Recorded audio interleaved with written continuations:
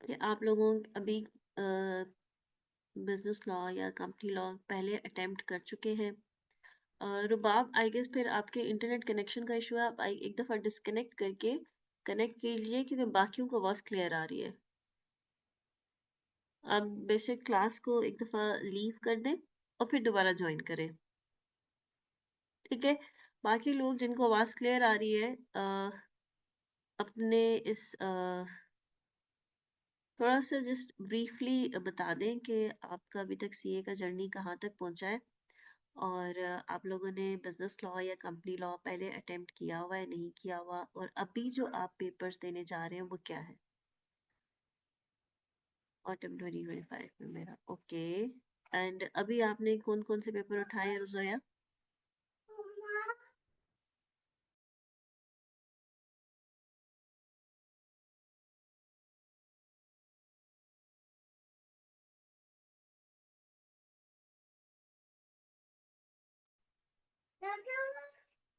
जी। जी, बाकी लोग भी बताइए। आफ़िरा, अलीम, मीरब, रुबाब, शहरोज़ एंड ज़ोया। अभी आप अभी जो आपने कॉम्बिनेशन उठाया हुआ है पेपर्स का वो क्या है? एंड ये भी बता दीजिए कि अभी आज से 2 महीने बाद आप लोगों का प्लान क्या है कि आप किसको ड्रॉप करने वाले हैं? आप में से किस-किस ने तुक्के पे कुछ पेपर उठाए हुए हैं कि जिनका प्लान ये है कि जनवरी में यार ये वाला पेपर नहीं होगा तो हम बस 2 दे देंगे। अभी 3 उठाए हैं लेकिन देखेंगे तैयारी कैसी होती है। आइडिया होता है सबको यूजुअली, ठीक है? कि इन द फ्यूचर आप क्या करने वाले क्योंकि हैबिट्स का पता होता है, ठीक है? ओके, ठीक है, ठीक है। तो रुबाब इसका अगर आपका बिज़नेस लॉ पास है तो फिर आपने हमें 1st ऑफ दिसंबर से जॉइन करना है, ऐसा ही है? तो यानी कि आज की जो क्लास है दैट्स उसका आपका बेशक ना लें, ठीक है? ये जो पूरा मंथ है यू आर फ्री हाँ, लेकिन अगर आपका कोई क्वेरी है, अगर आपने पहले अटेम्प्ट किया हुआ है, तो आप ये कर सकते हैं यूट्यूब पे इसके लेक्चर्स मौजूद हैं कंपनी लॉ के। आप अपना टाइम वेस्ट मत करें, आप वो लेक्चर्स लें डेली बेसिस पे। थोड़ा-थोड़ा करके ज़रूर लेती रहें, ठीक है? फिर 1 दिसंबर से हम इसको जॉइन कर देंगे, स्टार्ट कर देंगे। यानी कि आप अपनी बेस बनाती रहें थोड़ी-थोड़ी करके। फर्स्ट से क्या होगा जब हम स्टार्ट करेंगे, तो you will be stand somewhere. आपका 20-30% तैयार होगा, ठीक है? क्या होगा ज़्यादा से ज़्यादा कुछ कन्फ्यूजन्स होंगी, ठीक है? लेकिन वो क्लियर हो जाएँगी। अभी फिर वही टाइम जो है अभी आपने क्या कॉम्बिनेशन उठाया हुआ है? अभी आपका है सीएमए है, कंपनी लॉ है और आर1। तो इसका मतलब है कि आपके पास आर1 एंड सीएमए 2 आपके पास जो है वो यानी कि मैथमेटिकल चीज़ें, जिसमें से जो सीएमए वाला है वो टाइम कंज्यूमिंग। आर1 इज़न्ट इतना टाइम कंज्यूमिंग, ईज़ी भी है, लेकिन CMA is a tough paper. Tough paper क्यों इस लिहाज से? क्योंकि कॉस्टिंग के कॉन्सेप्ट्स मुश्किल नहीं है, लेकिन आईकैप का जो सवाल आता है कॉस्टिंग के उस पर्सपेक्टिव में, उसका एक लेवल है, उसका एक स्टैंडर्ड है। अगर आप कॉस्टिंग के कॉन्सेप्ट ले लेते हैं, तो that is not enough at all. अगर आपने कॉस्टिंग का लेक्चर ले लिया है, समझ लिया है, तो आप यही समझ लें कि आप कहीं 5 या 6% पे स्टैंड करते हैं, बस। कॉस्ट अकाउंटिंग का लेक्चर लेना 5 टू 6% है। जब तक आप आईकैप के क्वेश्चंस को प्रैक्टिस नहीं करेंगे और वो भी प्रैक्टिस एक दफा नहीं, कम से कम भी 3 दफा, कम से कम भी 3 दफा, क्योंकि इसके चीज आईकैप का जो सवाल है और कॉस्टिंग में जो हम पढ़ते हैं वो एक जमीन आसमान का फर्क है, ठीक है? क्योंकि वो एक बड़ा कॉम्प्लेक्स क्वेश्चन पूछता है और समटाइम्स वो कॉस्टिंग का कॉन्सेप्ट तो चलो टेस्ट ही कर रहा होता है, थोड़ा बहुत आपका मैथ्स भी टेस्ट कर लेता है, कुछ इंक्रीज डिक्रीज में, कुछ परसेंटेज में, कुछ इस तरह की चीजें लगा के, ठीक है? तो इसका मतलब ये हुआ कि आपने अपना फुल टाइम अभी आर1 और सीएमए को देना है, plus a little bit of time आप यूट्यूब से लेक्चर्स पढ़ें, आपको मेरे लेक्चर्स मिल जाएंगे इजीली, सारे रिवीजन क्लासेस वाले लेक्चर्स हैं। और कंपनी लॉ इतना मुश्किल नहीं है, अगर आप वो लेक्चर्स भी लेती हैं तो आपका इजी पीजी कवर हो जाएगा। ठीक है। हाँ, कंसिस्टेंसी इज द की। एक दिन लेक्चर लिया फिर हफ्ते बाद ले रही हैं तो फिर फायदा कोई नहीं। ठीक है। वालेकुम अस्सलाम हानिया। हानिया आप भी अपने बताइए ज़रा, आपकी क्या जर्नी रही अभी तक, और अभी आपने इस अटेम्प्ट में कौन कौन से पेपर ले रहे हैं? अफा वन डाटा एंड बीएलडी, ठीक है, गुड कॉम्बिनेशन है जोया। ठीक है।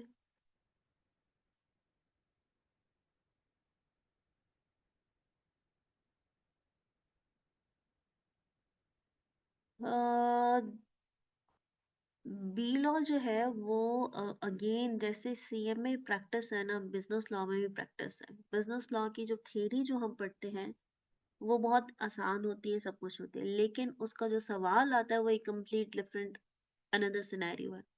उस थ्योरी को उस क्वेश्चन के अंदर आपने कैसे इम्प्लीमेंट करना है, दिस इज अ आर्ट। ठीक है। ये साइंस है और यही हमें आनी चाहिए। अन्य आपने सब्जेक्ट्स ज्यादा नहीं उठा लिए? आपकी फर्स्ट अटेम्प्ट है या पहले अटेम्प्ट कर चुकी हैं?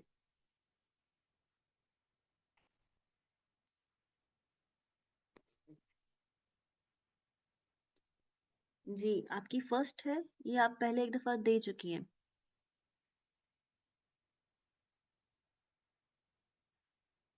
शहरोज आपने कुछ नहीं बताया अभी तक, आप क्लास में मौजूद हैं? आफिरा आपने भी नहीं बताया।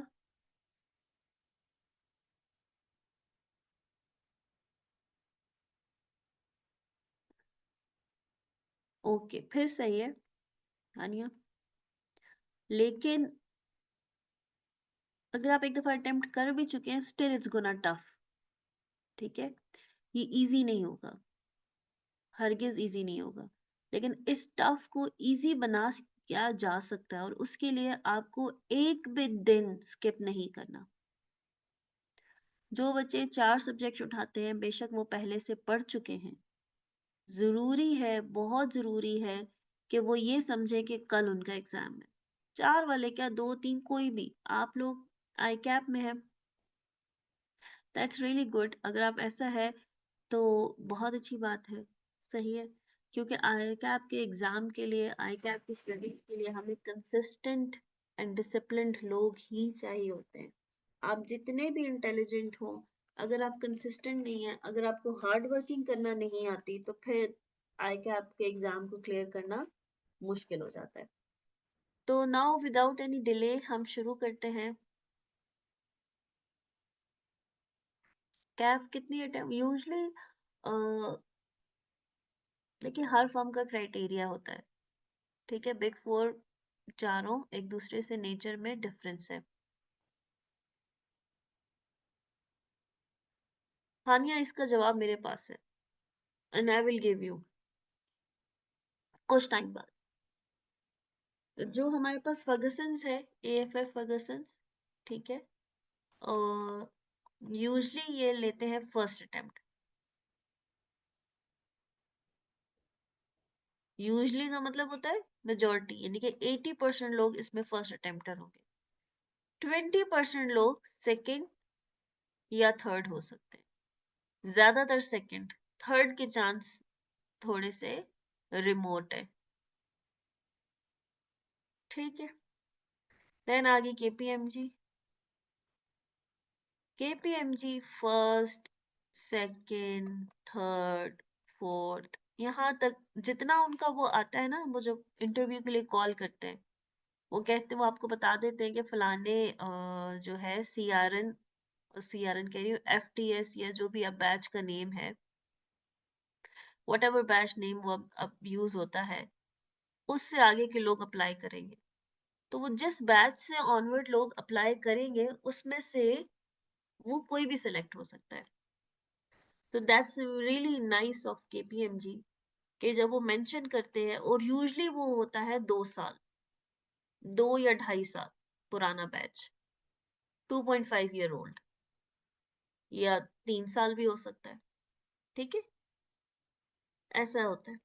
तो वो जिस बैच नंबर से ऑनवर्ड कहते हैं कि इस बैच ऑनवर्ड अप्लाई कर सकते हैं, तो वो उसी बैच ऑनवर्ड सबके इक्वल चांस है of selection. Same is the case with the EY, ये भी इसी तरह करते हैं कि जिस बैच ऑनवर्ड ये कहते हैं कि इस बैच के ऑनवर्ड लोग अप्लाई कर सकते हैं, तो वो सारे हो सकते हैं। बीडीओ, बीडीओ जो है उसका भी इसी तरह का सिचुएशन है। फर्गसन का क्राइटेरिया टफ है, यहाँ पे मेजोरिटी फर्स्ट अटेम्प्ट है, और मैंने आपको बता दिया second third 20%, but in these forms there is an equal chance. हो सकता है सेकंड अटेम्प्ट वाले बहुत ज्यादा, हो सकता है फर्स्ट अटेम्प्ट वाले ही इतने ज्यादा हो जाए। ठीक है, अब डिपेंड करता है उन्होंने इनटेक कितना है, उन्होंने इस दफा 20 लोग लेने हैं, उन्होंने 15 लेने हैं, उन्होंने 30 लेने हैं, तो ये डिपेंड करता है। ठीक है, तो जो भी फर्स्ट 20 होंगे, वो जो फर्स्ट 15 होंगे, फर्स्ट 30 होंगे, वो चाहे किसी भी बैच से हो, वो इनरोल हो जाएंगे। क्लियर होगी बात? ठीक है,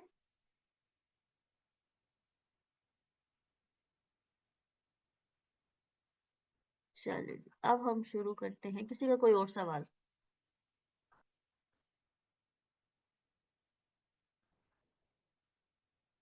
एनी अदर क्वेश्चन?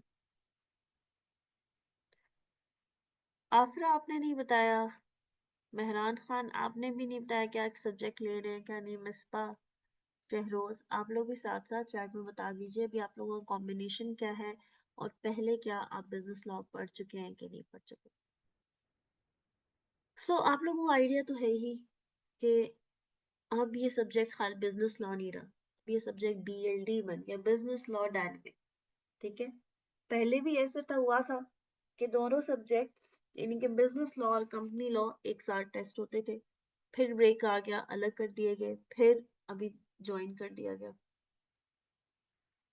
अब ज्वाइन करने से क्या ये सब्जेक्ट आसान हुआ है, इस मुश्किल, ये एक क्वेश्चन है। तो यस, जितने ज्यादा चैप्टर्स, जो सिलेबस उतना ज्यादा है, ऐसा ही है, विदाउट एनी डाउट सिलेबस बहुत ज्यादा है। जब सिलेबस ज्यादा है, टाइम लगता है, टाइम कंज्यूमिंग है, तो ऑटोमेटिकली थोड़े टफ की कैटेगरी में आ जाता है। ऐसा ही कि ये वही सब्जेक्ट जो पहले इजी होता था, अब ज्यादा मुश्किल हो गया। क्यों? 20 चैप्टर आपने पढ़ने हैं। ठीक है, तो 20 चैप्टर पढ़ना कोई आसान काम नहीं होता। मेहरान, आपने बिजनेस लॉ पहले पढ़ा या कंपनी लॉ? ठीक है, तो सिलेबस ज्यादा है, टफ हो गया है। पहले आप 100 मार्क्स का ये पेपर टेस्ट होता था, तो 100 में से सपोज चलो आपने अगर 10 नंबरों का या 15 नंबरों का टॉपिक आपने छोड़ भी दिया, तो फिर भी आपके 90-95 मार्क्स का पेपर तो कर लेते थे। लेकिन अब यही सब्जेक्ट 50 मार्क्स का टेस्ट होता है। यहाँ पे अगर आपने 10 से 15 नंबर आपने अगर छोड़ दिया, तो फिर तो आप बड़ी मुश्किल 35 पे लैंड करेंगे, 35 to 40 प्रॉब्लम हो जाएगी। क्योंकि कंपनी लॉ भी, अगर सपोज कंपनी लॉ में भी यही हाल है। ठीक है, तो कोई एक टॉपिक छोड़ देना और उसी टॉपिक से सवाल आ जाना, तो फिर प्रॉब्लम हो जाएगी। लेकिन यहाँ पे सपोज अगर टॉपिक कोई छोड़ भी दे, तो और इतने सवाल है, 100 नंबर है, वो कर लेंगे। तो यहाँ पे आपको एक चीज, बेशक ये दो बुक्स हैं, यहाँ पे आप चीजें सिलेबस छोड़ नहीं सकते। आपके कंपल्सन है आपके ऊपर 100% कवरेज, लाजिम है। चलो अगर सपोज आपने कोई टॉपिक नहीं किया और अल्लाह की किस्मत से वो आया भी नहीं, तो ये तो गुड लक है। लेकिन अगर आपने कोई टॉपिक नहीं किया और वही 15 से 20 नंबर का टेस्ट हो जाए, तो फिर प्रॉब्लम है। ठीक है, तो इस वजह से जो सबसे इम्पोर्टेंट चीज और एडवाइस जो मैं आपसे करूंगी वो यही है कि आपने इस किताब में आप चीजें छोड़ नहीं सकते, क्योंकि चीजें छोड़ना ही रिस्क है। ठीक है, चलिए मेहरान, फिर हम शुरू करते हैं, और बाकी क्लास फेलो जितने भी हैं, पार्टनरशिप के चैप्टर से। हम पार्टनरशिप के चैप्टर से क्यों स्टार्ट कर रहे हैं, उसकी रीजन ये है ये रहा आपका सिलेबस। ठीक है, आप लोगों ने क्या करना है, आप लोगों के पास बीएलडी की बुक्स आपको पता है ना, आप डाउनलोड कहाँ से कर सकते हैं? अगर नहीं पता मुझे बता दें, मैं आपको अभी सारा लिंक दिखा दूं।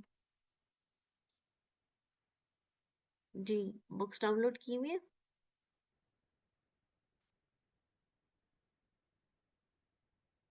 Business law dynamics, cap 4। ठीक है, अगर नहीं पता तो मुझे बता दें। ये देखें, आपने सिंपल इंटरनेट एक्सप्लोरर खोला, आप आई कैप की साइट पे गए, ये institute of chartered accountant of Pakistan, यहाँ से आपने स्टूडेंट्स खोला, ये आपके पास स्टडी रिसोर्सेज आ गए, एजुकेशन स्कीम 2025 पे जाएंगे। ठीक है, ये आपके पास कैप खुल गया, ये आपके पास स्कोप ऑफ स्टडीज के अंदर आपकी डिफरेंट सिलेबस, और ये आ गया सिलेबस आ गया, इसको डाउनलोड कर लेंगे।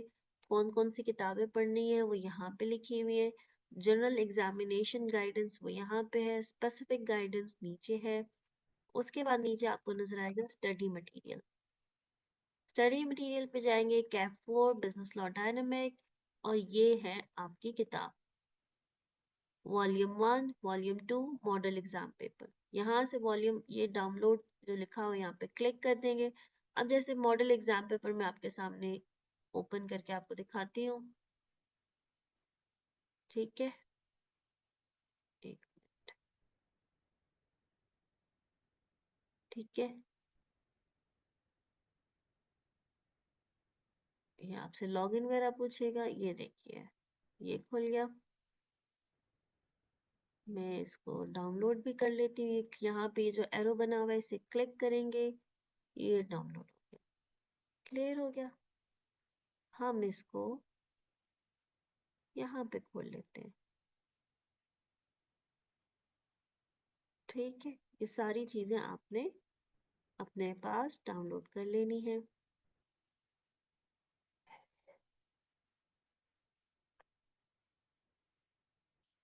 मेहनत करें, हो जाएगा, बिल्कुल हो जाएगा। बिग 4 में इजीली आपका, अब आपने कोई अटेम्प्ट लूज नहीं करनी।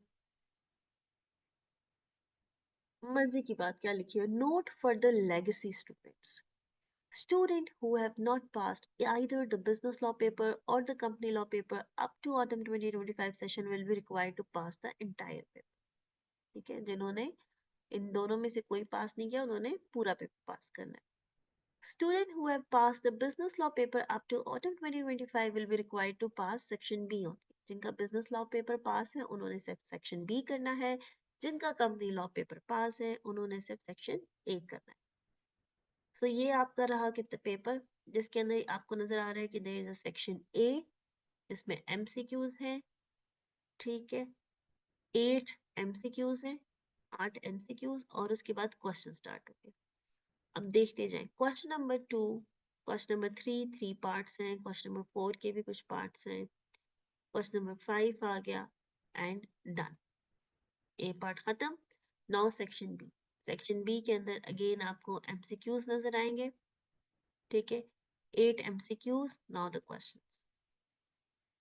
ठीक है, अब जिसका जो जो पार्ट पास है, अगर कंपनी लॉ पास है तो उसने बिजनेस लॉ करना है, बिजनेस लॉ पास है तो उसने कंपनी लॉ अटेम्प्ट करना है, और जिसके दोनों नहीं पास उसने पूरा पेपर अटेम्प्ट करना है। सो ये आपके पास है पेपर का पैटर्न, यानी कि आपके पास 16 मार्क्स के एमसीक्यूज है।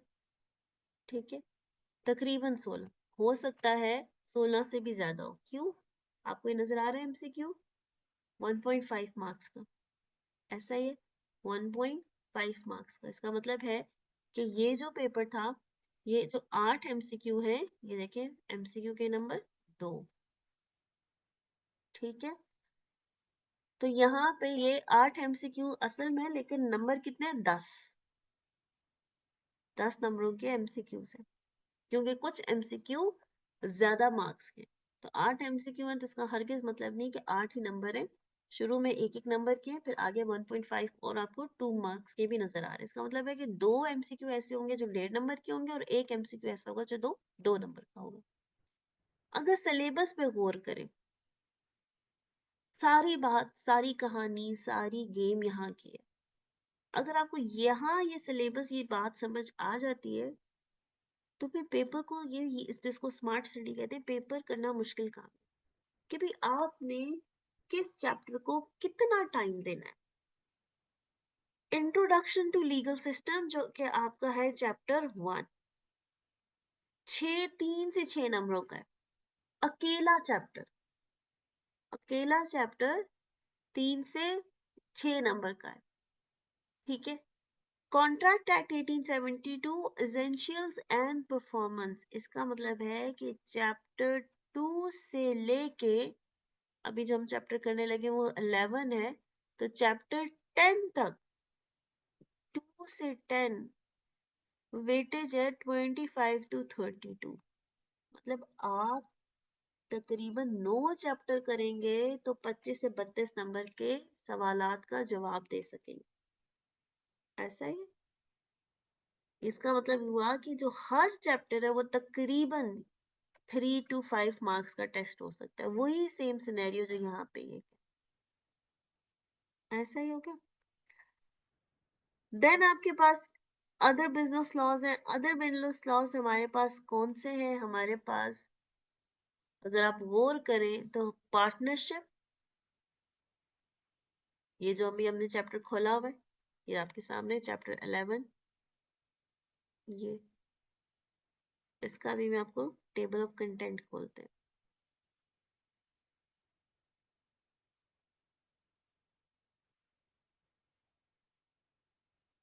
ये देखें।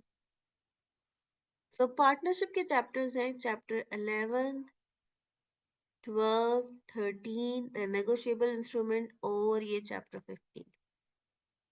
जो ये चैप्टर 15 है ये हार्डली 5-6 सफ़ों का है, 4-5 सफ़ों का, इसे भी कम कह सकते हैं। तो ये जो 5 चैप्टर हैं, ये कुल मिला के आप देख लें कि आपके पास ये 5 चैप्टर 15 से 20 नंबरों के। ठीक है, हम यहाँ पे लिख लेते हैं कि दीज आर 15 to 20। ये जो चैप्टर्स हैं ये आपके 25 to 32 मार्क्स के, और ये अकलौता 3 to 6 मार्क्स। ऐसा ही है। अब आप खुद देख लें, यहाँ पे बेशक आप ये 25 को या 32 को डिवाइडेड बाय 9 कर लें, तो आपको अंदाजा होगा कि भाई हर सवाल 3 से 5 नंबरों का आ सकता है। ऐसा ही है। और यहाँ पे यही जो आपके पास 5 चैप्टर, इसका मतलब हर सवाल तकरीबन 4 नंबरों का, 3 से 4 नंबरों का सवाल आ सकता है। ऐसा ही है। 5 चैप्टर है। ठीक है। अगर हम 15 को करें और हर चैप्टर से सवाल है तो 3-3 नंबरों का सवाल आएगा। ठीक है, ये मैक्सिमम 4 नंबरों से आएगा। अब क्या है कि यहाँ पे कम चैप्टर्स पढ़ के आप 15 से 20 नंबर को पे शिफ्ट हो जाते हो। यहाँ पे इतने ज्यादा चैप्टर पढ़ोगे फिर 25 से 32 नंबर पे शिफ्ट होगे। ठीक है। फिर फर्दर इनके अंदर भी परसेंटेजेस हैं। पार्टनरशिप का कितना होगा, नेगोशिएबल इंस्ट्रूमेंट का कितना होगा, एंटी मनी लॉन्ड्री एक्ट कितना होगा। प्रैक्टिस आई कैप की बुक से करेंगे जी, बिल्कुल। 1 मिनट मुझे दीजिएगा।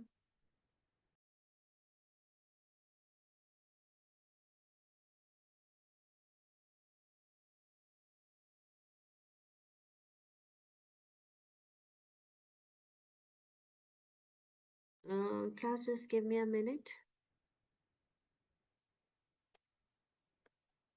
कुछ बच्चे क्लास नहीं ज्वाइन कर सक रहे, मैं उनको लिंक सेंड कर दूं।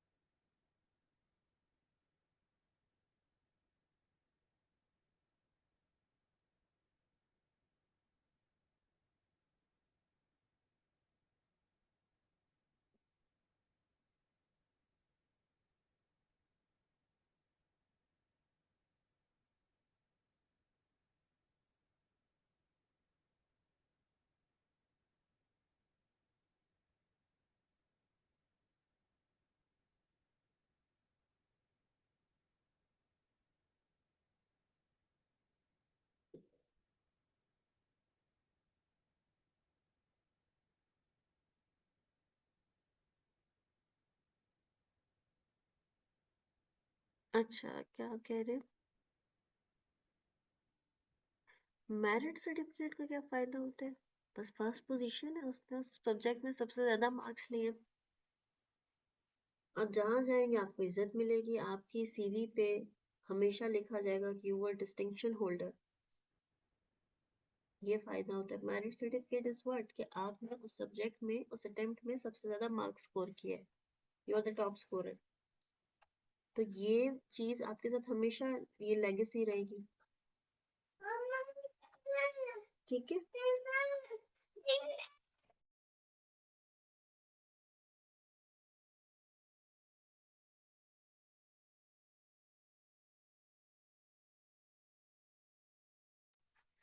ठीक है। सो ये अभी अगर हम बिजनेस लॉ की बात करें तो ये हमारे पास बाइफर्केशन। ठीक है। सो हम भी अब, अगर हम यहाँ पे आपको मॉडल पेपर दिखाते हैं, ठीक है। अब ये रहा मॉडल पेपर, जो कि जिसमें पहला जो सेक्शन ए है वो है ही बिजनेस लॉ का। ठीक है। अब उसने कहा था कि जी फर्स्ट चैप्टर से 3 से 6 नंबर का सवाल आएगा। तो आपके सामने ये जो एमसीक्यू है, को MCQ number 5, this is from chapter 1। ठीक है। 1 नंबर यहाँ पे हो गया। अब question number 2, this is from chapter 1। सो आप देख लें कि 5 नंबरों का सवाल चैप्टर 1 से आएगा। तो चैप्टर 1 तो आप किसी सूरत छोड़ ही नहीं सकते। ठीक है। क्योंकि 5 मार्क्स का क्वेश्चन आपका चैप्टर 1 से ही आ जाता है। अगर हम देखें जो भी हम पढ़ने लगे हैं पार्टनरशिप, कि वो कितने मार्क्स की यहाँ पे टेस्ट हो रही है उसको देख लेते हैं। वो हमें इजीली नजर आ जाएगा, क्योंकि पार्टनरशिप जहाँ पे कॉन्ट्रैक्ट एक्ट 1872 लिखा हुआ है, इसका मतलब है कि ये पहले 10 चैप्टरों से है। ठीक है। क्योंकि पार्टनरशिप का जो एक्ट है, ये देखिए कॉन्ट्रैक्ट एक्ट 1872, कॉन्ट्रैक्ट एक्ट 1872, जो पार्टनरशिप एक्ट है वो है ही पार्टनरशिप एक्ट 1932। तो ये आपको यहाँ पे नजर आ रहा है 1932 पार्टनरशिप एक्ट। 3 नंबर यहाँ पे हो गए, 4 नंबर यहाँ हो गए और 4 नंबर यहाँ हो गए।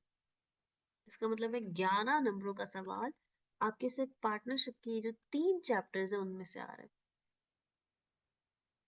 आप ये सोच लें कि ये जो पोर्शन है, ये जो हम कर रहे हैं, जो मैंने आपको दिखाया है, कि 11 मार्क्स क्वेश्चन सिर्फ इन 3 चैप्टर से।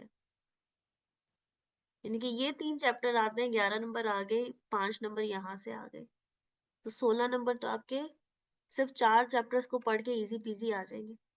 अगर हम इस पेपर को फर्दर ब्रेक डाउन करें, इसको फर्दर देखेंगे, इसमें क्या क्या, आप ये देखें कॉन्ट्रैक्ट एक्ट 1872, 9 नंबर का सवाल इस पेज पे आपको नजर आ रहा है। देन कॉन्ट्रैक्ट एक्ट 1872, ठीक है, 13 मार्क्स हो गए। सो यहाँ पे देखें ये 13 marks plus 3 marks 16 marks plus 5 21 marks. तो कॉन्ट्रैक्ट एक्ट से जो उसने हमें टाइमिंग बताई थी, 21 नंबर यहाँ पे हो गया, उसने कहा था 25 से 32 कर लूंगा, तो ऑब्वियसली कुछ एमसीक्यूज भी तो होंगे। तो अपने उसी में वो जा रहा है। फिर वो जो अदर बिजनेस लॉस था, ये देखें, ये आर्बिट्रेशन एक्ट 1940, ये अदर बिजनेस लॉज में से, जिसमें पार्टनरशिप भी था, नेगोशिएबल इंस्ट्रूमेंट भी था। सो इस पेपर को देख के मुझे लग रहा है कि उसने नेगोशिएबल इंस्ट्रूमेंट का सवाल नहीं पूछा। ठीक है। ये नेगोशिएबल इंस्ट्रूमेंट जो हमारा चैप्टर 14 था, ये वाला चैप्टर, दिस, इसका सवाल नहीं है। इसका भी सवाल है, इस चैप्टर में से भी, इधर से भी है। ये तो है ही कॉन्ट्रैक्ट एक्ट 1872, यहाँ से भी सवाल है। तो नेगोशिएबल इंस्ट्रूमेंट से सवाल नहीं पूछा तो ऐसा नहीं कि सवाल नहीं पूछा तो कहीं टेस्ट नहीं होगा, हो सकता है एमसीक्यू में टेस्ट हुआ। अगर हम एमसीक्यूज को देखें तो हमें यही से पता चल गया जी ये कॉन्ट्रैक्ट एक्ट 1872 का है, ये भी कॉन्ट्रैक्ट एक्ट 1872 का एमसीक्यू है। This one is again contract act 1872 का एमसीक्यू। ऊपर चलते हैं, ये भी कॉन्ट्रैक्ट एक्ट 1872 का, ये आ गया नेगोशिएबल इंस्ट्रूमेंट का एमसीक्यू, लिखा हुआ ना negotiable instrument. This is again contract act 1872 का एमसीक्यू है। ये पार्टनरशिप एक्ट से आया है, क्योंकि प्रॉपरली लिखा होता है, इसको ढूंढना मुश्किल नहीं, क्योंकि उस एक्ट का नाम लिखा होता है। ठीक है। तो कॉन्ट्रैक्ट एक्ट 1872 से उसने सिर्फ 1 नंबर का सवाल पूछ लिया। तो ऐसा भी हो सकता है, लेकिन एक चीज याद रखिएगा ये ऐसा कहाँ हो सकता है, ये भी मैं बताती चलूं कि कोई चैप्टर टेस्ट ना हो, वो हो सकता है अगर, क्योंकि उसने पोर्शन बना ली। पहला पोर्शन यानी कि एक ये पोर्शन है, फिर ये पोर्शन है और फिर ये पोर्शन। पार्टनरशिप का सवाल मिस नहीं होगा, पार्टनरशिप का सवाल मिस नहीं होगा। मैं इसको रेड से कर लेती हूँ, इसको वो नहीं छोड़ेगा। ये हमेशा आपके पेपर में आएगा ही आएगा। इन तीनों चैप्टर्स में से किसी भी चैप्टर में से क्वेश्चन आना है। लीगल सिस्टम को कभी नहीं छोड़ेगा,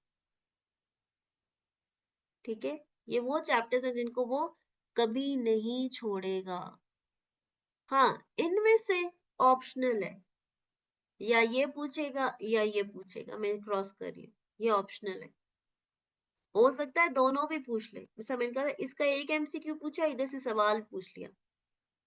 हो सकता है आपके अटेम्प्ट में यहां से एमसीक्यू आ जाए, यहां से क्वेश्चन आ जाए, या यहां से क्वेश्चन आए, यहां से एमसीक्यू आ जाए, ठीक है। नाउ इट्स योर लक क्या आता है। और कॉन्ट्रैक्ट एक्ट 1872 कौन सा चैप्टर छोड़ेगा, यहाँ पे तो तुक्का है ही नहीं, किसी भी चैप्टर में से कोई भी सवाल आ सकता है, ठीक है। तो अब हमने क्या करना है कि वो चैप्टर्स जो वो इन एनी केस पूछेगा, जिसमें कोई ऑप्शन की बात है, हम वो चैप्टर सबसे पहले करेंगे, जिसमें हमारे पास सबसे इंपॉर्टेंट चैप्टर है पार्टनरशिप एक्ट, ठीक है। और इसको शुरू करते हैं। मुझे कोई बताएगा, किसी को idea what is partnership? Partnership किसको कहते हैं? आप लोगों ने पीआरसी में बिजनेस पढ़ा था। अच्छा, कल से आप लोगों ने सबने एक काम करना है, अपने माइक जो है, काइंडली इसका जो भी अगर मसला है तो इनके मसलों को सॉल्व करवा दें, ठीक है। क्योंकि आप क्लास में बोले, आप मुंह से बोलेंगे, आपको मुझे समझ आएगी कि आपके माइंड में क्या कॉन्सेप्ट है, आप क्या सोच रहे हैं, और मैं तभी आपको करेक्ट कर सकती, ठीक है। आप मेरे सामने गलती करेंगे, अच्छी बात है, आप मेरे सामने गलती करें, आप आई कैट के एग्जाम में गलती ना करें। आप गलती करें, मैं आपको करेक्ट करूं। मेरे से करेक्ट होना बहुत दर्जे बेहतर है कि आई कैप से आप करेक्ट हो, ठीक है। अपने सो इसलिए माइक, क्योंकि हम जब हम क्वेश्चंस भी करते हैं, आप फौरन फौरन माइक में जवाब दें, तो उससे क्या होगा कि टाइम भी कम लगता है।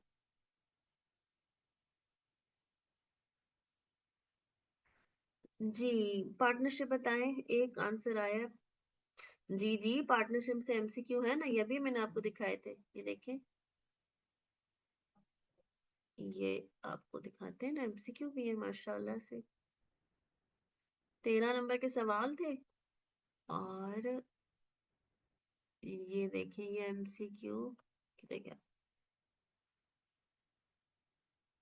कॉन्ट्रैक्ट एक्ट 1872, ये देखिए पहला एमसीक्यू, पार्टनरशिप एक्ट 1932, तो 14 मार्क्स हो गए। अब जरूरी नहीं कि वो एक एमसीक्यू पूछे, वो दो भी पूछ सकता है। वो ये भी कर सकता है, पार्टनरशिप वाला एमसीक्यू 2 नंबर का पूछ ले, ठीक है। और ये भी कर सकता है कि जो कॉन्ट्रैक्ट एक्ट इतना बड़ा है, इसमें से कोई किसी चैप्टर का एमसीक्यू 2 नंबर का पूछ ले, ठीक है।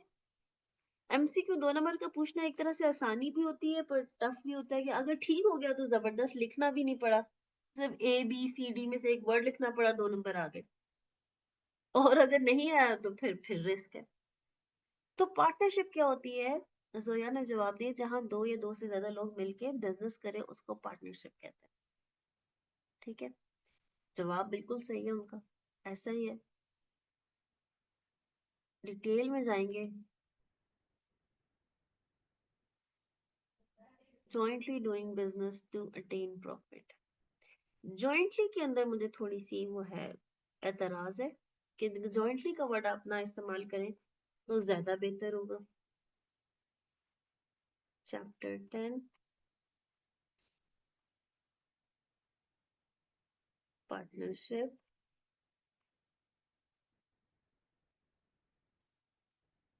पार्टनरशिप से मुराद क्या, आप नजर आ रहे, पार्टनरशिप किस वर्ड से मिला है, बन के बना है पार्टनर से, ठीक है। पार्टनर कौन होते हैं? पार्ट का मतलब क्या होता है, हिस्सा। तो पार्टनर किसको कहते हैं, हिस्सेदार को। ऐसे ही। और पार्टनरशिप क्या है? पार्टनरशिप जो हमने ऊपर लिखा है, व्हाट इज पार्टनरशिप, यानी कि ये कोई ऐसी अरेंजमेंट है, ठीक है, जिसके अंदर हमने कहा एक ऐसी अरेंजमेंट है जिसमें मुख्तलिफ लोग हैं, ठीक है, मोर देन वन पर्सन। अगर हम इसको लॉ की लैंग्वेज में समझना चाहें तो वो क्या होगा? हमने कहा दो या दो से ज्यादा लोग, दो लोग, क्योंकि एग्रीमेंट दो लोगों के दरमियान होता है। अगर वो आपस में एग्रीमेंट कर लें, ये तय कर लें कि हम दोनों एक बिजनेस करेंगे, ठीक है, हम दोनों एग्रीमेंट कर लें कि हम हैं कितने लोग, हमने कहा टू और मोर पर्सन, ठीक है, एग्रीमेंट कर लें कि हम बिजनेस करेंगे। अब जाहिर बात है बिजनेस करेंगे, बिजनेस से प्रॉफिट आएगा, बिजनेस का पर्पस ही क्या होता है? प्रॉफिट अर्न करना। और फिर जो प्रॉफिट आएगा उसको आपस में शेयर कर लेंगे, ठीक है,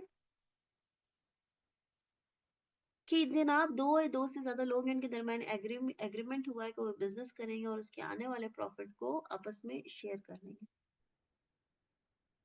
हमने कहा ये कैसी अरेंजमेंट, अगर लॉ की हम डेफिनेशन पढ़ें कि व्हाट द पार्टनरशिप मींस, तो कहते हैं it is an association of two और मोर पर्सन्स।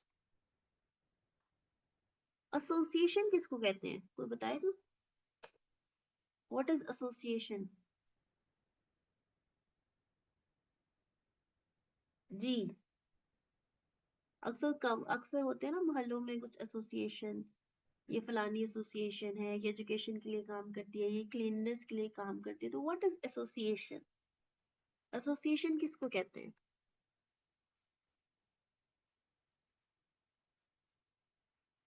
Legal entity. जी, बाकी लोग? इकट्ठा मिलकर काम करना, बिल्कुल सही है जोया की बात। एसोसिएशन क्या है? जब तो कुछ लोग मिल जाएं, इकट्ठे हो जाएं, एक प्लेटफॉर्म पे इकट्ठे हो जाएं, ठीक है, तो यही कहता है एसोसिएशन ऑफ टू और मोर पर्सन हु एग्रीड, कि उनके दरमियान में क्या हो? एग्रीमेंट हो। किस चीज का agreement? To share the profit of a business. वो जो बिजनेस कर रहे हैं उसमें एग्रीमेंट हो जाए कि इससे आने वाले प्रॉफिट को हम शेयर करेंगे। It's an association of two और more person who agree to share the profit of a business carried by all or any of them acting for all। हमने कहा शुरू वाली बातें तो सारी समझ आ गई कि जी टू और मोर पर्सन है, वो हमने ऊपर भी किया था, उनके दरमियान एग्री होता है वो भी किया था, वो शेयर करेंगे प्रॉफिट ये भी पता था, बिजनेस के प्रॉफिट को शेयर करेंगे ये भी पता था, उस बिजनेस को चलाएगा कौन ये भी देख रहे हैं। लिखा हुआ है कैरिड बाय ऑल, इसका मतलब है कि वो जो ये जो टू और मोर पर्सन थे ये सारे के सारे इस बिजनेस को रन कर रहे हैं, और any of them acting for, और ये भी हो सकता है कि फॉर इंस्टेंस ये मीरब है, हमने कहा ये अफरा है, ये नायाब है। मीरब जो है वो चार्टर्ड अकाउंटेंट है, ये डॉक्टर है और ये टीचर है, ठीक है। हमने कहा एक और है, वो जो है ये जो है वो प्रॉपर बिजनेस को देखती है। हमने कहा ये चारों मिलके कहते हैं हम एक बिजनेस खोलते हैं, ठीक है, लेकिन शुरू में ही ये जो सीए डॉक्टर है टीचर ये कह देते हैं हम फुल टाइम नहीं दे सकते, हम इस बिजनेस को फुल टाइम नहीं दे सकते, तो जो कुछ भी करना होगा वो ये करेगा। सपोज इसका नाम अली है, ये करेगा, सब लोग इसके ऊपर ट्रस्ट देके इस पे सारी चीजें छोड़ देते हैं, यानी कि जो भी अब करना है वो इन्होंने करना है। इसका मतलब है this Ali is responsible for any kind of an agreement. पहले हमने कहा था कैरिड बाय ऑल, सब मिलके अपना अपना काम करके इसको चला रहे हैं। या फिर कोई एक बंदा जो इन सब का रिप्रेजेंटेटिव बन के इनको चलाए। ठीक है, क्या हुआ कि जो सीए है वो नहीं चला सकता, डॉक्टर है वो कहते हैं मुझे अपना काम है, टीचर कहते हैं मैं अपने इसमें बिजी हूँ, तो अब अली क्या है, उनका रिप्रेजेंटेटिव बन के हर जगह उस बिजनेस को रन करे। इसीलिए लिखा हुआ है any of them acting for all, कि उनमें से कोई एक सबके बिहाफ पे काम कर रहा। जी, क्या ये क्लियर है?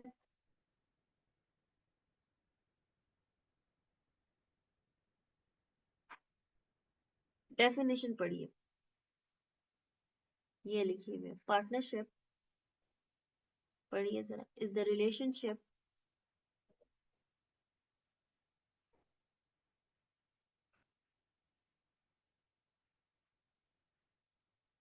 कि पार्टनरशिप एक ऐसा रिश्ता है लोगों के दरमियान में जिन्होंने एग्री किया हुआ है कि वो उस बिजनेस के प्रॉफिट्स को शेयर करेंगे, जो कि वो सारे मिलके चला रहे हैं या उनमें से कोई एक आध चला रहा है। ठीक है, जी क्लियर है क्या इतनी बात?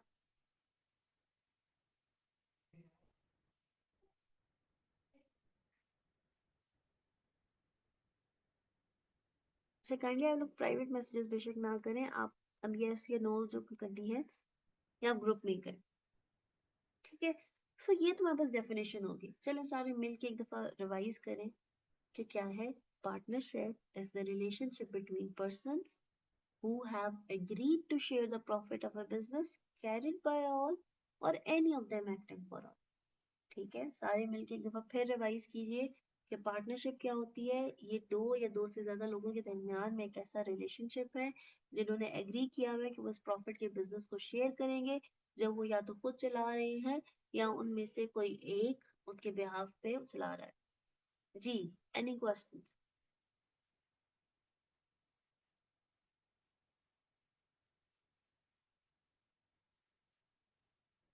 जी सर ने कर लिया। करने के बाद डन का मैसेज कीजिए, एक दफा जुबानी इसको पढ़िए।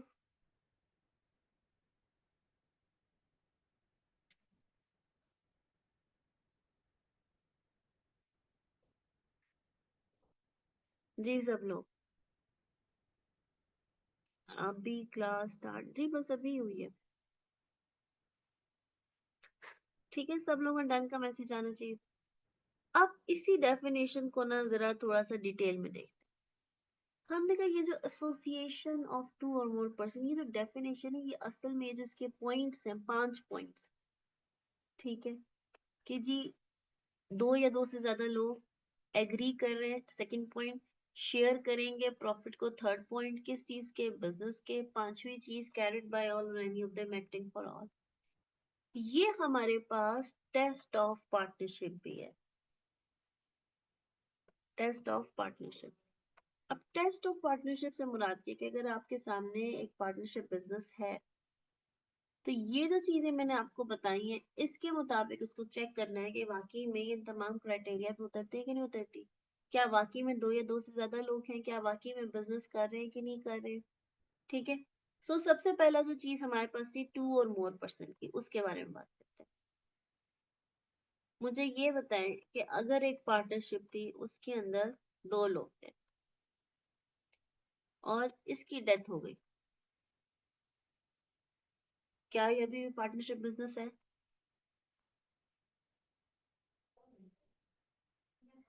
Is this a partnership business? जी, प्रॉफिट शेयर, लॉस भी शेयर, सब कुछ शेयर होता है।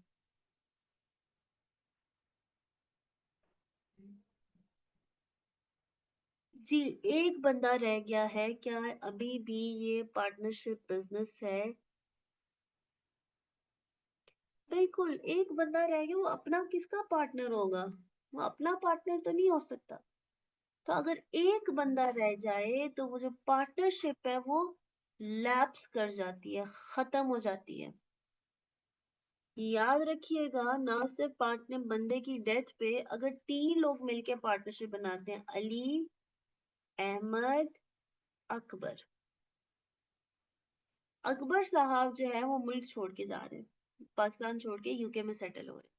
तो उन्होंने असलम को अपने शेयर्स बेच दिए असलम के पास इस कंपनी के शेयर्स आ गए। हमने कहा जी असलम अब जो है वो पार्टनर बन गया है क्योंकि शेयर्स उसके पास है। मुझे ये बताइए, पहले ये थी अली अहमद अकबर, अभी ये अली अहमद असलम हो गई है। क्या ये अभी भी पार्टनरशिप है?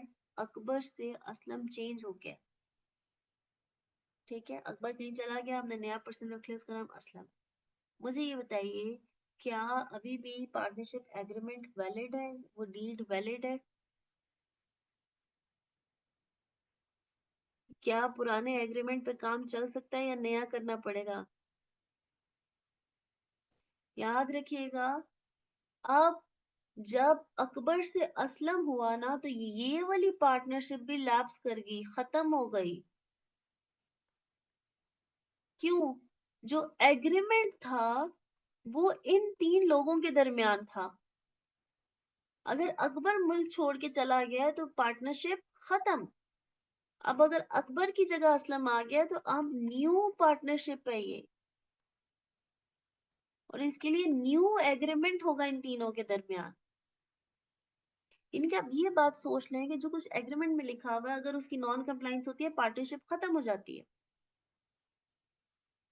समझ गए बात को? एग्रीमेंट के अंदर अली अहमद और अकबर का नाम था, अगर अकबर की बजाय असलम अब पार्टनर बन गया तो ये वाली पार्टनरशिप खत्म हो जाएगी, ये हमें एक न्यू पार्टनरशिप बनानी पड़ेगी, उसका न्यू एग्रीमेंट अप्रूव करवाना पड़ेगा पार्टनरशिप वालों से। क्या ये कॉन्सेप्ट क्लियर है?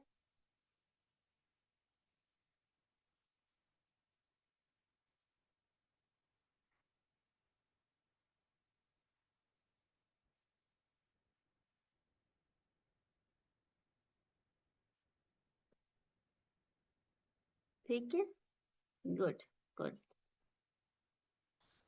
अच्छा जी, अब एक और एग्जांपल बताती हूँ। दो बंदे थे, अली और अहमद। इन दोनों ने आपस में एग्रीमेंट किया, दो बंदे पूरे एक से ज्यादा, कि हम क्या करेंगे, वही शेयर करेंगे प्रॉफिट को, ठीक है, क्योंकि हम क्या करने लगे हैं, एक बिजनेस, ठीक है।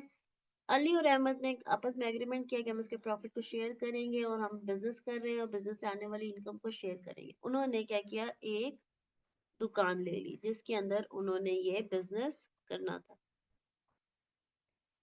ठीक है। अब हुआ क्या कि हालात कुछ खराब हो गए, उन्होंने कहा बिजनेस करने की जैसे करते हैं इसको रेंट पे छोड़ देते हैं।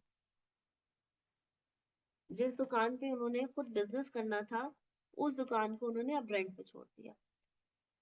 रेंट वाले ने रेंट दिया, तो अली कहता है यार हम तो पार्टनर्स हैं तो रेंट 50-50 होना चाहिए। अहमद कहते हैं हम पार्टनर्स नहीं है। अब आप बताएं, क्या ये दोनों आपस में पार्टनर्स हैं या नहीं है?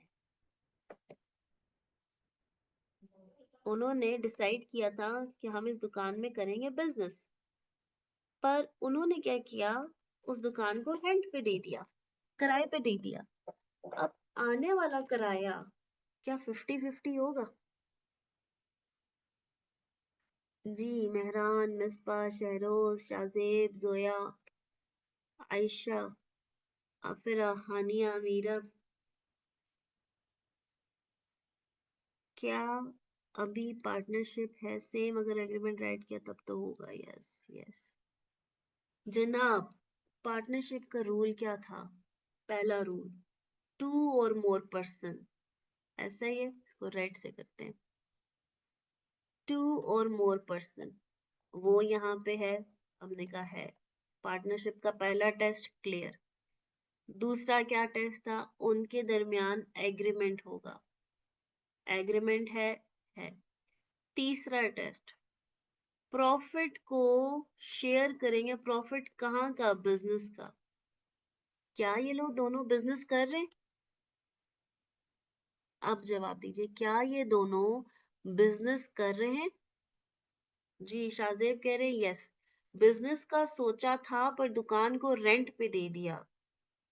रेंट पे देना बिजनेस होता है? आप अपना ऊपर वाला पोर्शन रेंट पे दे देते हैं, आप बिजनेस कर रहे हैं? अनलेस एंड अनटिल आप प्रॉपर्टी डीलर हैं और आप सबको नहीं, दैट्स नॉट बिजनेस। आपने अपना ऊपर वाला पोर्शन रेंट पे दे दिया, this is not business. Business तो ये नहीं होता। अपने घर की दुकान, घर की ड्राइंग रूम आपने रेंट पे दे दी, ये तो बिजनेस नहीं है। हाँ, अगर आप प्रॉपर्टी डीलर हैं, आपके पास बहुत ज्यादा प्रॉपर्टी है, आपका काम ही यही है, आपका सोर्स ऑफ इनकम ही यही है, कि तब ये आपका बिजनेस होगा। लेकिन आप जो अपने घर का एक पोर्शन रेंट पे दे देते हैं, तो आपके घर में और लोग कोई ना कोई नौकरी शोकरी, कोई ना कोई काम कर रहे होते हैं, वहां से भी इनकम आ रही होती है, और ये आपकी एक अदर इनकम है। तो मेरा आपसे सवाल है कि ये जो अली और अहमद हैं, क्या ये बिजनेस कर रहे हैं अभी? Are they doing business? तो अर्न करना बिजनेस तो नहीं होता ना बच्चे। आपने, आपका फोन था, आपने फोन चेंज करना है, ठीक है, आपको न्यू फोन चाहिए, आपने फोन सेल कर दिया, क्या आपने बिजनेस किया? क्या बिजनेस है? और एक पर्सन है जिसकी दुकान है फोन वाली, आपने अपना फोन चेंज किया, आपने पिछला फोन सेल कर दिया, have you done the business? No, you just execute a transaction like a normal ordinary person. हाँ, आपकी दुकान है फोन की, दैट्स अ बिजनेस। बिजनेस जो है वो और वन ऑफ ट्रांजैक्शन में फर्क है। बिजनेस क्या है? आपकी सारी इनकम उस पर डिपेंड कर रही है। मैं पाकिस्तान से बाहर जा रही हूँ, मेरा एक घर है, सपोज मैंने 10 मिलियन का खरीदा था, मैं उसको सेल कर रही हूँ 12 मिलियन का, मैंने सेल कर दिया, 2 मिलियन मुझे प्रॉफिट आ गया। This is not my income from business. मेरा काम घर बेचना नहीं था। बिजनेस क्या होता है? जो आप एक ऐसी एक्टिविटी कर रहे हो जिससे आपको, जो आप प्रॉफिट के लिए कर रहे हो, वही आपका सोर्स ऑफ इनकम है। मेरा सोर्स ऑफ इनकम सैलरी है। मैंने एक वन ऑफ, जो टैक्स में बच्चे पढ़ रहे हैं उनको ये बात ज्यादा क्लियर समझ आ रही होगी, कि वन ऑफ ट्रांजैक्शन करना doesn't make you a businessman. ऐसा ही है, वन ऑफ ट्रांजैक्शन करना बिजनेसमैन नहीं होता। आपका इंस्टाग्राम अकाउंट है, ठीक है, एक और एग्जांपल सुनिए, आपने वैसे ही एक पोस्ट लगा दी, या आपने व्हाट्सएप के ऊपर एक पोस्ट लगा दी कि जी I am selling an iPhone 14 pro max, किसी ने वो खरीद लिया, आपको 2000 का उसमें प्रॉफिट आ गया, तो क्या आपने बिजनेस किया? नो।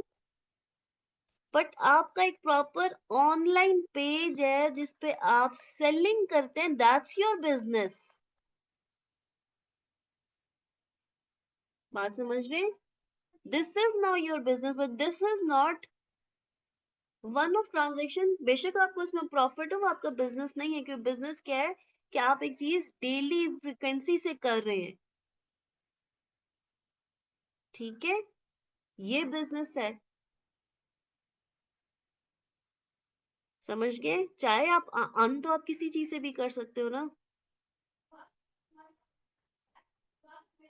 अगर वो शॉप उन दोनों की हो तब भी नहीं होगी पार्टनरशिप, नहीं। रेंट बेशक एक कंटिन्यू इनकम है, लेकिन क्या वो आपकी इनकम फ्रॉम बिजनेस है, या इनकम फ्रॉम रेंट है, या इनकम फ्रॉम प्रॉपर्टी है?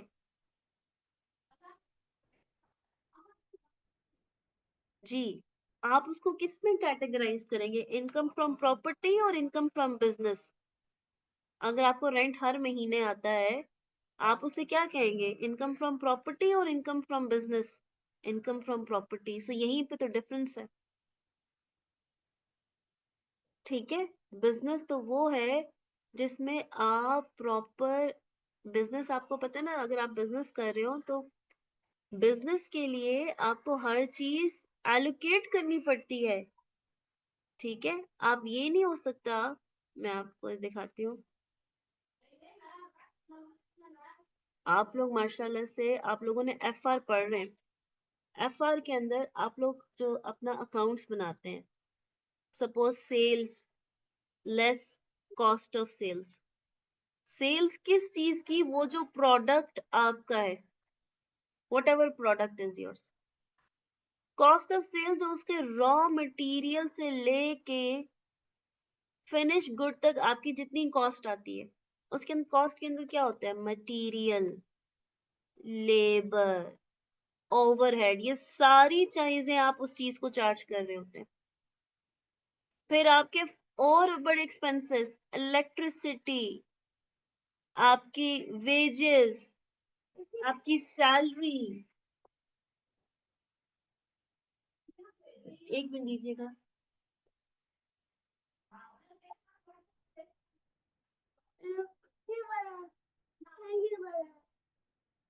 दीजिए, ठीक है।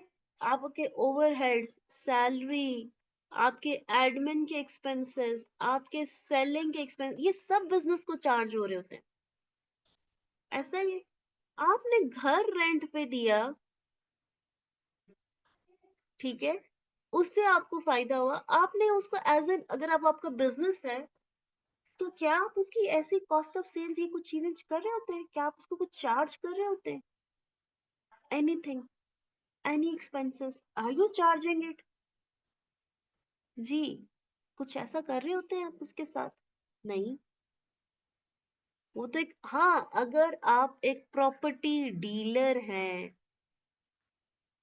You have so many properties, तो फिर आप जो है प्रॉपर रेंटल इनकम आपकी जो इन है, लेस जो आपकी कॉस्ट ऑफ सेल्स है यहाँ पे, वो क्या होगी, वही रेंटल एक्सपेंसेस, वो एक्सपेंसेस क्या होंगे यहाँ पे, कमीशन, ब्रोकरेज, इस तरह के, या मिसलेनियस एक्सपेंसेस, एडवर्टाइजमेंट के,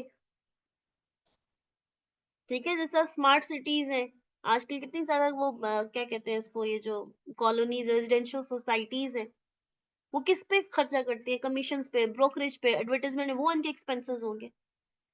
अगर आप प्रॉपर्टी डीलर है तो then you will do something like that, this is your business. But one of, अब अपना एक rental income, that comes in other, other income, income from property, वो ऐसे आएगी जैसे आप फाइनेंशियल स्टेटमेंट्स के अंदर अदर इनकम डाल रहे होते हैं। जी, ये बात समझ आई है? जी, बिजनेस में समझ आई, ठीक है। जी बिल्कुल जोया से, अगर हमारा काम ही यही है तो ये बिजनेस होगा, लेकिन अगर ये वन ऑफ ट्रांजैक्शन है, दैट्स नॉट अ बिजनेस, ठीक है। तो अब उस एग्जाम्पल पे दोबारा आते हैं, वो जो एग्जाम्पल हम कर रहे थे, वो थी अली और अहमद ने एग्रीमेंट किया, उन्होंने कहा, पहले ये सोचा था कि हम इस, ये जो जगह ली है इस पे अपना ऑफिस बनाएंगे और एक बिजनेस करेंगे, लेकिन वो थोड़े लेजी थे, उन्होंने कहा यार बिजनेस नहीं, छोड़ो इसको रेंट पे दे देते हैं।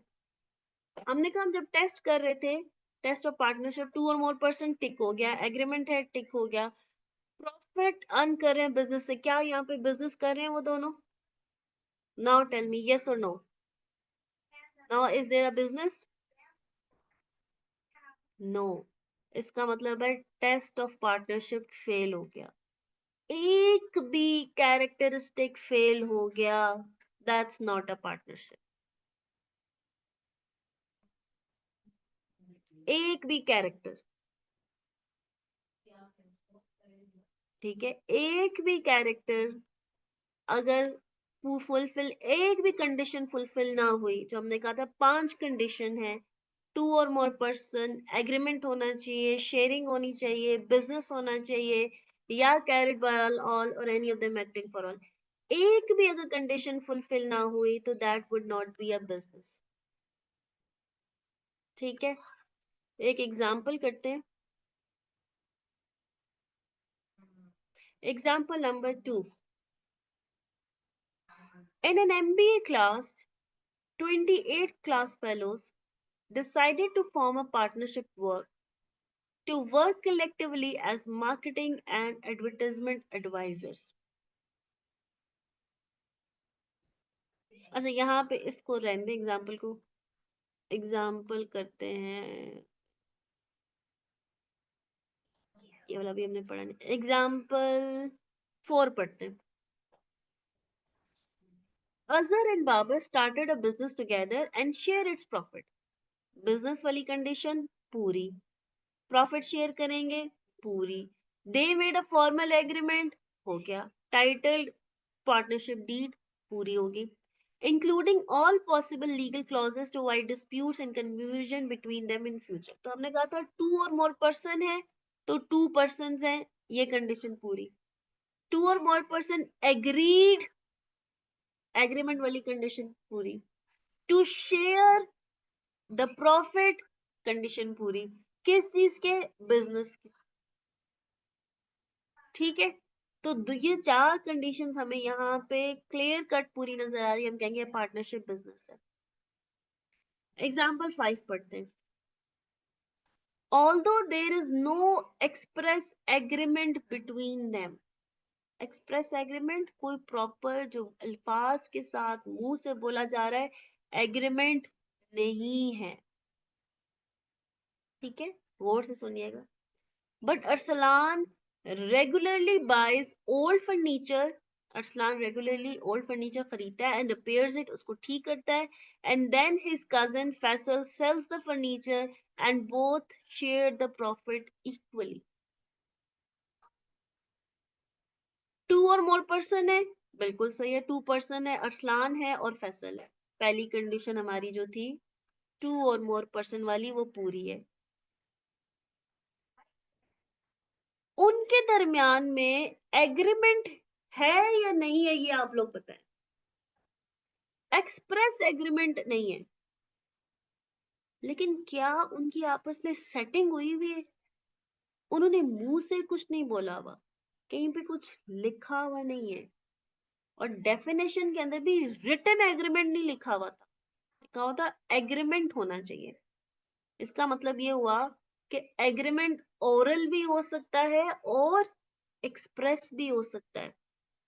एग्रीमेंट ओरल भी हो सकता है, जबानी कलामी भी हो सकता है, एक्सप्रेस भी हो सकता है और इम्प्लाइड भी हो सकता है. इम्प्लाइड का क्या मतलब है? ना आपने बोला, ना आपने लिखा, बल्कि आपके एक्शन से समझ आ रही है. ऐसा ही है.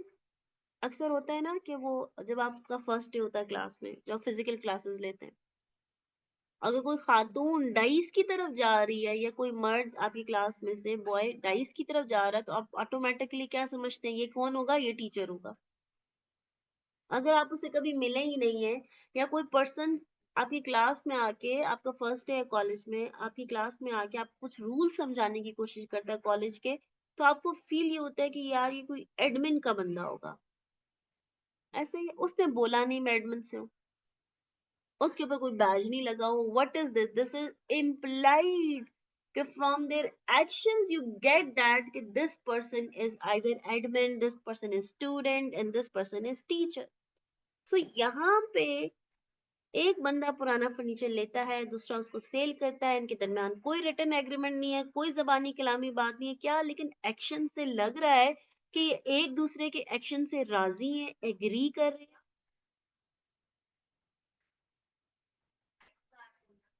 जी, एग्रीमेंट होना जरूरी है, चाहे वो रिटन हो, चाहे वो ओरल हो, चाहे वो इम्प्लाइड हो, चाहे वो एक्सप्रेस हो.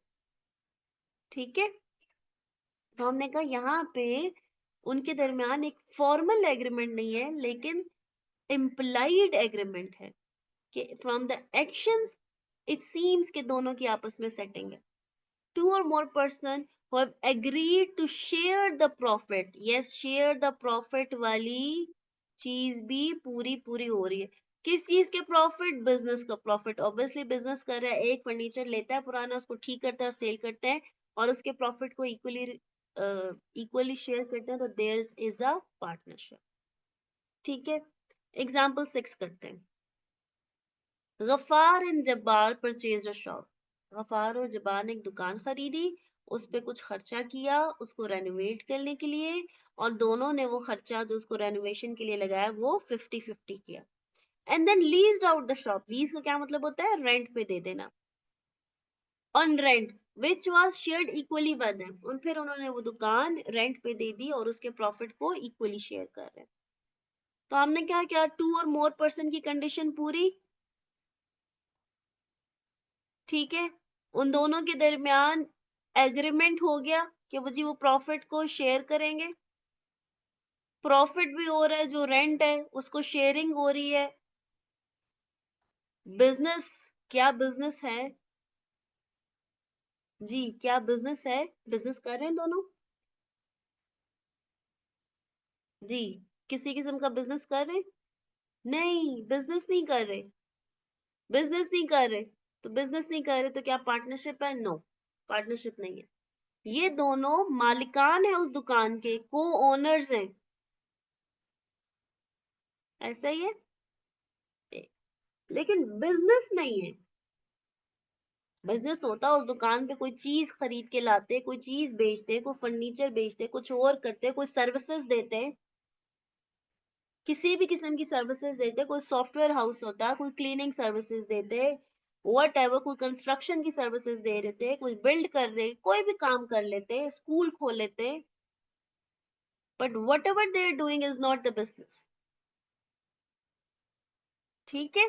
सो this is not a partnership. अगर एक टेस्ट भी फेल हो गया पार्टनरशिप का, तो फिर आप पार्टनरशिप का बिजनेस नहीं कर रहे, ठीक है, क्लियर हो गया?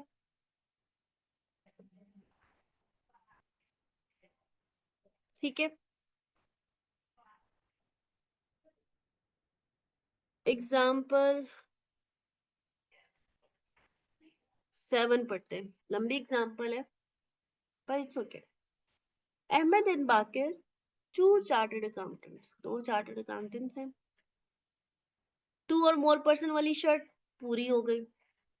एग्री टू कैरी प्रैक्टिस, उनके दरमियान एग्रीमेंट है, शर्त पूरी होगी कि 2 और more person who have agreed to share the profit of a business। अब आगे देखते हैं। Carry on practice in common at the office of Ahmed under the name Ahmed and Bakir for a period of 7 years। कि दोनों उन्होंने agree किया हुआ है कि वो जो अहमद का ऑफिस है उसके अंदर वो चार्टर्ड अकाउंटेंसी की प्रैक्टिस करते हैं, यानी कि दूसरे कंपनीज के या जगहों के ऑडिट करते होंगे। 7 साल गुजर चुके हैं। The term of agreement entered into between them provide that the Bakir should manage the office and supervise the clerical work। उन दोनों के दरमियान एग्री हुआ कि बाकिर ऑफिस को देखेगा और क्लरिकल वर्क देखेगा, and he should draw a fix allowance of ₹20,000 per month in लिeu of profit. और हर महीने उसको 20,000 पे सैलरी भी मिलेगी, ठीक है, अलाउंस मिलेगा।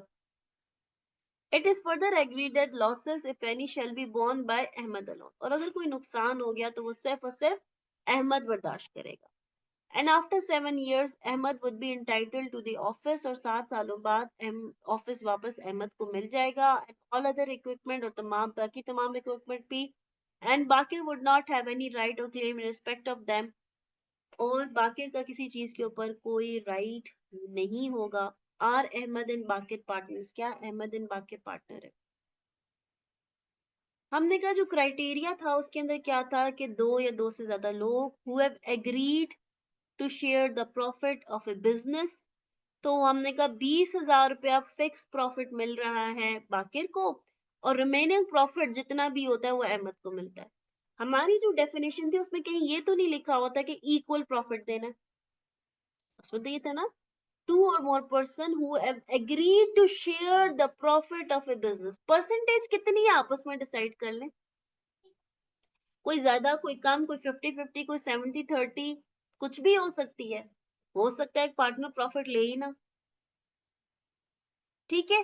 तो हमने कहा ये वाली बात तो सही है, शेयर द प्रॉफिट। अब ये तो कहीं पे भी नहीं लिखा था कि एक का ज्यादा हो एक का कम हो, हमने कहा जो मर्जी करो, बिजनेस कर रहे हैं, बिजनेस कर रहे हैं। कंडीशन क्या रखी है कि एक का काम है सिर्फ मैनेजिंग देखना, बाकी दूसरा ऑडिट शॉडिट देखेगा। तो हमने कहा कंडीशन आप जो मर्जी डाल लो, हमने तो कहीं डेफिनेशन में पढ़ा ही नहीं कि भी कोई कंडीशन ये वाली कंडीशन शर्तें डालनी, शर्तें जो मर्जी डाल दो।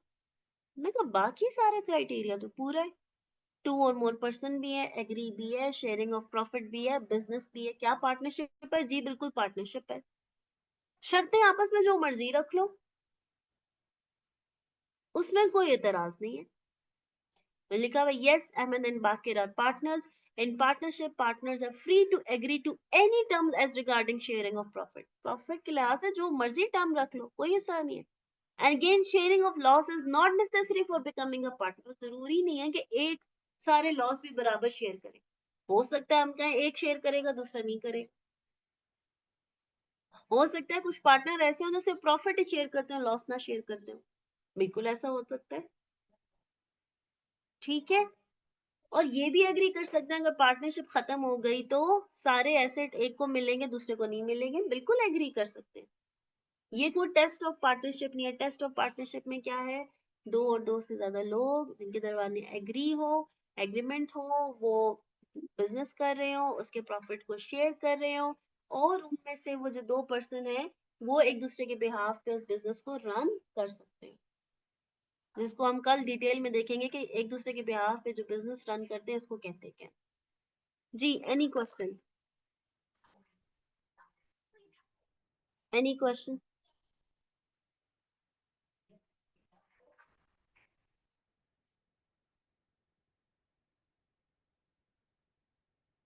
अच्छा, अब आप लोगों ने करना क्या,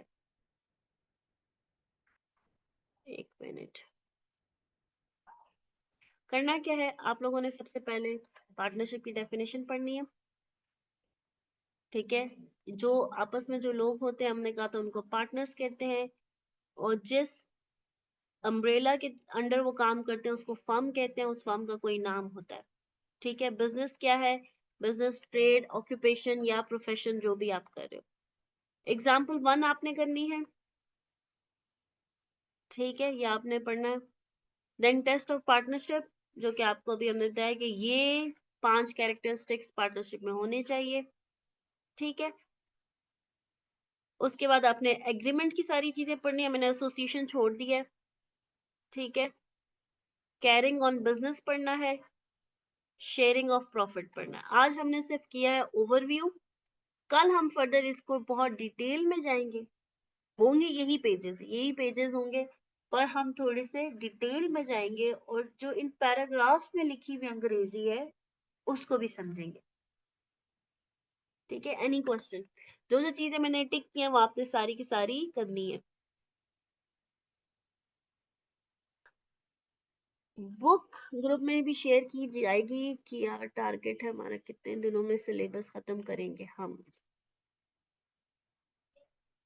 बच्चे मैं आपको दिखा देती हूँ, अच्छा, दिस इज आवर प्लान, ठीक है।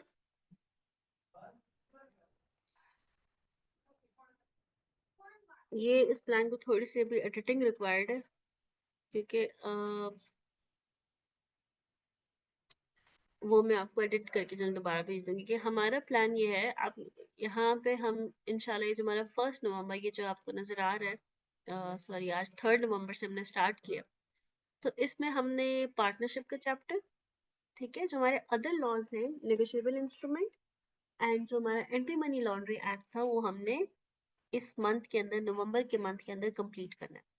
यानी कि ये जो हमारा 15 से 20 नंबर का जो पोर्शन है हम इसको इस मंथ में पूरे के पूरे को कंप्लीट करेंगे, ठीक है। फिर 15 से 20 पोर्शन पे आप आ जाओ विद इन अ मंथ, तो आप एक बड़ी सेफ पोजीशन पे आ जाते हैं। 1 दिसंबर से जो हमारी क्लास है वो 1 आवर कंपनी लॉ होगी एंड 1 आवर बिजनेस लॉ होगी, ठीक है। 1 दिसंबर से हम अपना कंपनी लॉ को स्टार्ट कर देंगे। मैं आपको ना एडिट करके आपके साथ कल शेयर कर लूंगी, इसमें थोड़ी सी एडिटिंग रिक्वायर्ड है, ठीक है।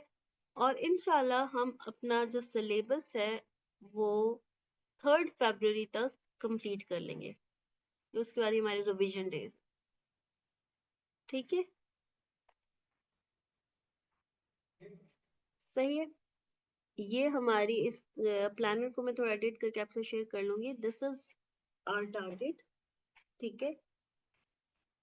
एक भी क्लास अगर आपने स्किप कर दी ना तो प्रॉब्लम है। ठीक है, इस बीएलडी में आप लोगों ने अपनी कंसिस्टेंसी पूरी शो करनी है। आपने अपना 100% लाजमी देना है। अगर आप लोगों ने अपना 100% लाजमी नहीं दिया, 100% नहीं दिया, देन जो है मुश्किल होगी। ठीक है, कंपनी लॉ में इंशाल्लाह फर्स्ट से स्टार्ट करेंगे। ठीक है, 1 दिसंबर से। अभी इस मंथ में मैंने आपको बताया हम पार्टनरशिप और हमारा नेगोशिएबल इंस्ट्रूमेंट है, और जो हमारा arbitration and money laundering act है हम वो करेंगे। ठीक है,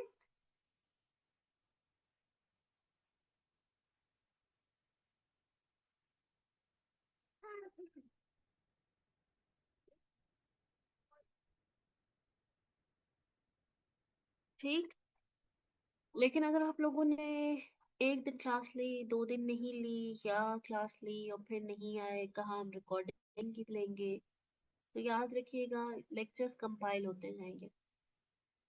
ठीक है, प्रॉब्लम आपको ही होगी। अभी मुझे ये समझ आ गया कि मेजोरिटी जो है वो एक आध अटेम्प्ट दे चुकी है, तो आप लोगों को खुद आइडिया है जो भी सेकंड अटेम्प्टर्स हैं कि एक पेपर का बोझ कितना ज्यादा होता है। पूरे 6 महीने उस किताब को दोबारा पढ़ना बिल्कुल आसान काम नहीं है।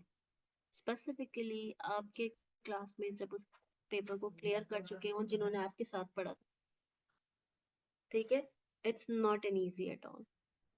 तो इस पेपर को, क्योंकि इसका सिलेबस इतना ज्यादा है, आप लोगों ने इसी तरह पढ़ना है कि इस अटेम्प्ट में आप इसको क्लियर कर दें, आपको अगले 6 महीने इस पेपर को ड्रैग ना करना पड़े। इसको फर्स्ट एंड फाइनल आपने गो देनी है।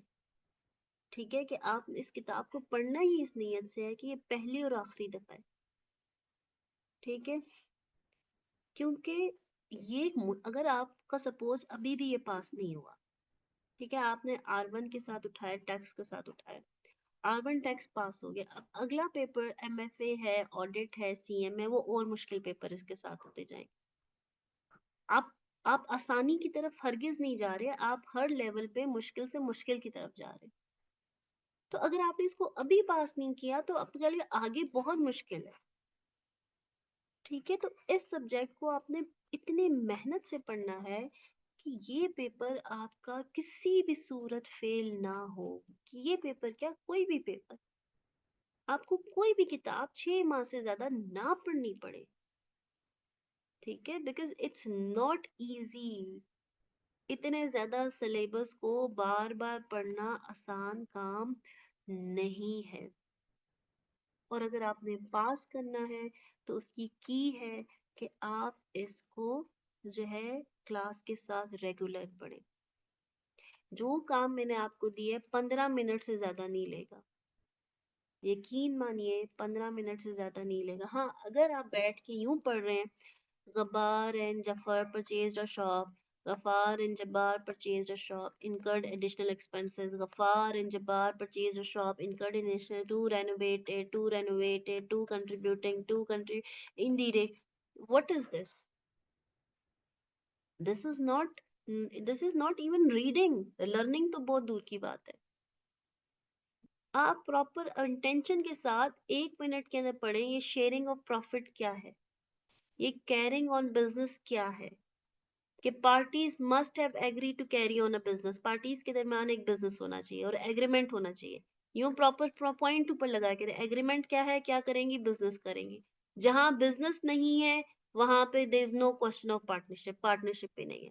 Business here includes any lawful trade, occupation और प्रोफेशन। बिजनेस क्या होता है, कोई ट्रेड, कोई बिजनेस करना, ऑक्यूपेशन आपका जो तरीका कार है, या प्रोफेशन, आप टीचर, आपने कॉलेज खोल दिया है, आप चार्टर्ड अकाउंटेंट हैं, आपने फर्म खोल दी है।